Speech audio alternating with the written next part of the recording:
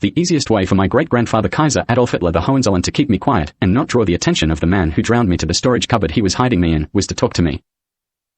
So, after going through some memories for something common to my situation to talk to me about, he said, "How about this heat? It's hot, it's so fucking hot here, ooh, I shouldn't swear, unbelievably hot. The hottest day I can remember in Germany was when I had to make a speech at the Olympic Stadium in Berlin. There were tens of thousands of people there and it was really hot and humid that day. Everyone was fanning themselves and sweating. There was that weird sticky sweet sweating mass of people smell. But not like this, it's so hot here." He, Kaiser Adolf, was 82 and still bizarrely muscular. I had not been washed since my birth before sunrise and I was laying in what turned out to be 100-degree heat until after lunch, over 7 hours, and was extremely smelly. Baked on birth grunge. Kaiser Adolf was the first person to touch me with any kind of normal human response after my father Kevin left the hospital just after early sunrise. I still have finger marks in my chest that now match my own fingers that are almost exactly the same as his from where he performed C.P.R. on me. My savior Adolf Hitler. He was beautiful. The grunting thing started panicking, trying to talk to my gurgling mother, saying they had to be out of the hospital before the next shift of staff arrived, as they would be real hospital staff. After a bit of a consult and a half a brain panic, they tried to find Kaiser Adolf with a "Did you see where that old man went with that baby?" They were trying to focus on something to get themselves on track to somewhere. They had a quick look around, then decided to just leave my mother then and split from the hospital as fast as possible. Went downstairs, got in their car, and left. Kaiser Adolf, my great-grandpa, became more upbeat after they left and we emerged from the cupboard, I guess. He was quite chirpy. He had a go at washing me, starting with trying to wipe the goop off my face. Then looked at my hair and had a quick wipe at it with a wet cloth or towel to see if the goop would come off easily. It glued my little newborn hairs down to my head like his iconic old haircut from the 30s and 40s. He paused, pulled a face, then gently squiggled my hair with his fingers down my forehead and said the word Frederick.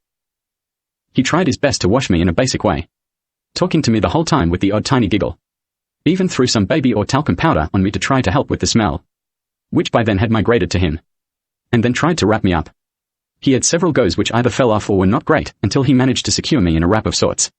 He then held me up and said, "Oh, you must be hungry." He then decided to head towards my mother. His motivation was clear, he wanted to have a stern chat with her about her behavior, attitude, yelling and involvements. He walked towards her holding me safely. He stopped in front of her, a contempt distance away. She was still trying to yell, but just making screeching, squeaking, gurgling noises. He then, very sarcastically said, "Would you like to breastfeed your baby, Mrs. Webb?" She took a deep, long, snotty, slobbering intake of breath with her head oscillating from side to side and screamed as loud as she could manage, "No, I'm not breastfeeding it." Then flaked it totally and fainted to sleep absolutely exhausted, with a slightly fake-sounding snore coming shortly afterwards. When the next shift of hospital staff arrived, he tried to politely and patiently explain my mother was a freaking lunatic. Some of what she had been yelling, etc., and that they should be really careful. The hospital staff took over and he followed them around, butting in, making suggestions. He made sure they washed every part of me, every nook and cranny, more than once. My ears, toes, fingers, nails, hair repeatedly. They weighed me, measured me. He insisted on more measurements. Ankle, hip and skull circumference. Length of big toe. Length of elbow to wrist bone. Noting it down in his notebook. He then stopped, did some calculations with the numbers, scribbling in his notepad, and wrote a final figure, saying there, he'll be around 6 feet 2. He supervised it all in some way, including me being wrapped up and clothed a little. The natural normal course of events for the hospital staff was to move on to filling in the registration documents. So, after a chat they decided to try to wake my mother up, carefully, and ask her if she knew any details. Someone went over to her and made like they stood back and poked her with a stick, saying, "Hello there, Mrs. Webb, we have registration documents for your baby to fill in." She said, exhausted, "Oh, okay." The staff member asked, "Do you know what your baby's name is going to be?" She said, after a pause, "Oh yeah, Brian, with an I, like his uncle's." Staff member, middle name. Judith, James, like his grandfather, grind of the teeth.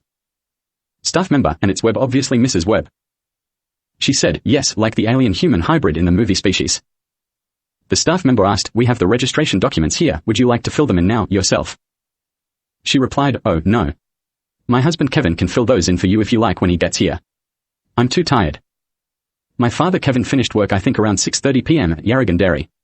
He was then taken to the local pub in Yarragon across the Prince's Highway, both are still there, by his workmates to congratulate him on the birth of his first ever son, which he informed them of when he got back to work from the hospital well after 6 a.m. They bought him drinks, gave him cigars, chatted, bought spirits, had a laugh, etc. He was there for around 3 hours. Adolf decided it was getting late and he had to be going before it got completely dark. He came into the room and found me, gently picking up my wrist and checking the name tag on it. Then gently touched me whilst looking at me and talking quietly until he got a smile out of me in my sleep. He then said, "Oh, what do I say to a baby I may never see again before returning to the foreign country?" He was quite chatty about it and quite serious. Too many things to mention here.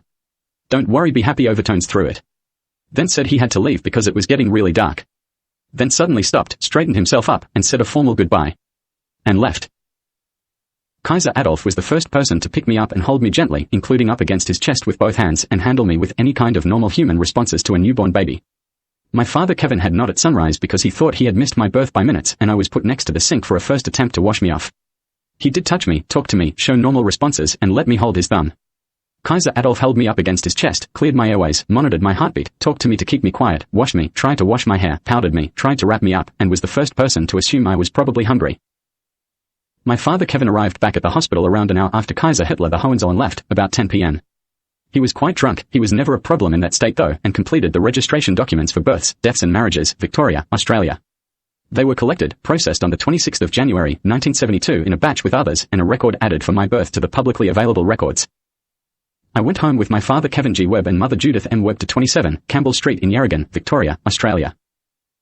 The only biological child of my two married parents to be registered and go home in their custody from their entire marriage, which ended in divorce in the Dandenong Family Law Court in the late 1970s.